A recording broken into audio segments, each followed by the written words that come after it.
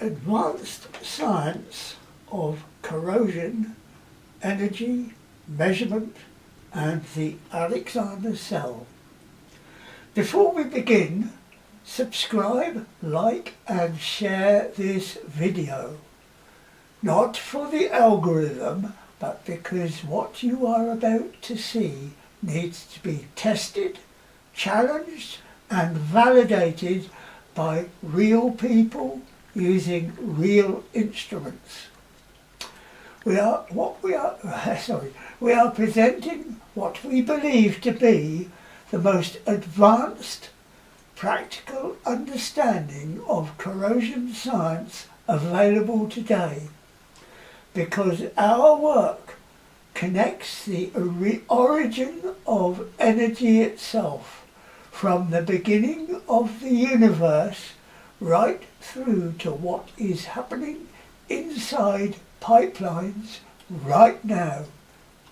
This is not theory for the sake of theory. This is measurable. Everything begins with energy. From the very start, we describe what we describe as the Big Bang. Energy was released on a scale that is almost impossible to comprehend. That energy has never disappeared. It has only changed form. The sun radiates that energy to Earth. Plants convert it. Over millions of years, that energy is compressed beneath the surface and becomes oil and gas. So oil and gas are not just resources. They are stored energy, like a battery. And beneath that, the Earth itself contains vast thermal energy within the mantle, more than we could ever realistically use. So when we talk about energy shortages, we must be very careful, because scientifically, energy is not scarce. What is scarce is understanding. Now bring this thinking into pipelines. Inside a pipe, you're not just transporting a product, you are transporting stored energy within a conductive system.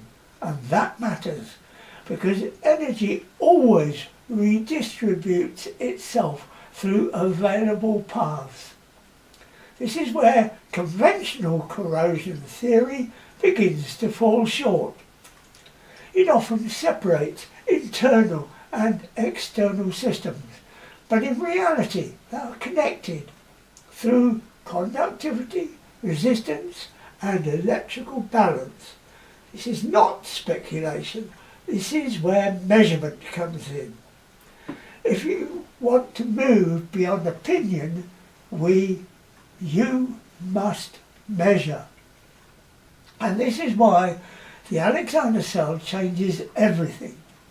What you are seeing in these images and in the accompanying HTML document are the only published photographs that demonstrate this measurement technique in action, replicating real-world corrosion behaviour in a controlled environment.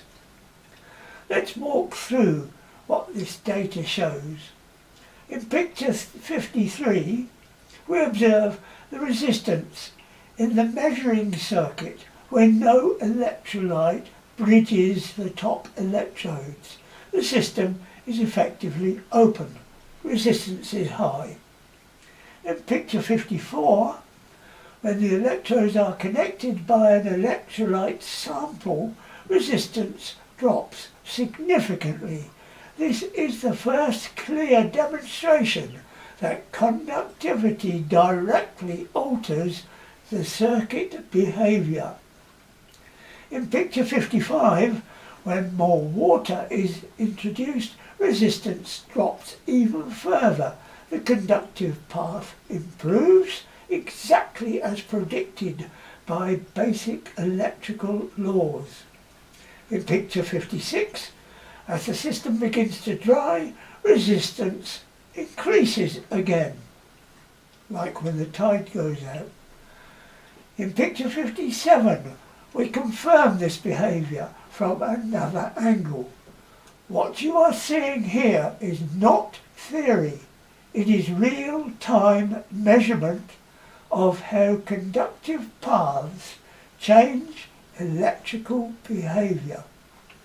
Now we move to the coated pipe experiments. In picture 58, we replicate a real-world scenario, a coated pipe with two defects connected through an internal medium and linked internally through a conductive path. This is critical because it demonstrates that current does not follow a single route. It distributes itself. In picture 59, the pipe is buried under dry conditions. In picture 60, corrosion products appear, physical evidence of electrical activity within the system. In picture 61, when the external path is wet, resistance is low, current flows more easily. In picture 62, as the path dries, resistance increases and the system behaviour changes accordingly. This is important to understand because in the real world we deal with freshwater tides and saltwater tides. These affect all of the above. Finally, the plastic tube experiments. In pictures 63 to 67, we measure the resistance of salt water under different conditions and orientations. The numbers change, not randomly, but in direct response to physical configuration and conductivity. Again, this is Kirchhoff's laws in action. Parallel paths, changing resistance, real circuits. So what does all this mean? It means that corrosion cannot be fully understood by isolating parts of a system. You must look at the entire circuit, internal and external, metal, coating, soil and fluid, all connected, all interacting. This is why we say this work is different, not because it is an opinion, but because it is measurable, repeatable and grounded in fundamental physics. If you are a professional, an engineer, a technician, a decision maker, this matters because better understanding leads to better decisions. Better decisions lead to better outcomes, and that has real financial value. So again, subscribe, like and share, not because we are asking for attention, but because this work needs validation, replication and discussion. You can test it yourself, you can measure it yourself, and when you do, you will see what we are seeing. This is only the beginning. In the next parts of this series, we go deeper in how energy, conductivity and measurement redefine corrosion science, both inside and outside the pipeline. Because the truth is simple. If you can measure it, you can understand it. If you can understand it, you can control it. Thank you very much for listening to this, and don't forget, like, subscribe, and also if you want to follow, go through to Patreon and to our other resources that are all up online. And your input is important, and you will get paid for your input through the blockchain system. Thank you very much for watching. Bye bye.